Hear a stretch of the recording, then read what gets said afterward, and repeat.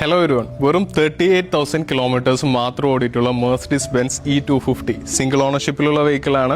2015 variant ആണ്. ഇപ്പോൾ recently 38,000 കിലോമീറ്റേഴ്സിൻ്റെ സർവീസ് മെർസിഡീസ് ബെൻസിൻ്റെ ഓതറൈസ് സർവീസ് സെൻറ്ററിൽ നിന്ന് കഴിഞ്ഞിറങ്ങിയതാണ്. ഈ ബെൻസിൻ്റെ ഫുൾ സർവീസ്, അതായത് കിലോമീറ്റർ 1 തൊട്ടിട്ട് കിലോമീറ്റർ 38,000 വരെ മെർസിഡീസിലാണ് സർവീസ് ചെയ്തിരിക്കുന്നത്. വളരെ നീറ്റായിട്ടുള്ളൊരു സർവീസ് ഹിസ്റ്ററിയും ട്രാക്കുള്ള വെഹിക്കിളാണ്. 2026 ജൂൺ മന്ത് വരെ ഫുൾ കവർ ഇൻഷുറൻസ് വാലിഡ് ആണ്. ഈ വെഹിക്കിളിൽ 35 lakhs ഇൻഷുറൻസിൽ IDV വാല്യൂ ഉള്ള വെഹിക്കിളാണ്.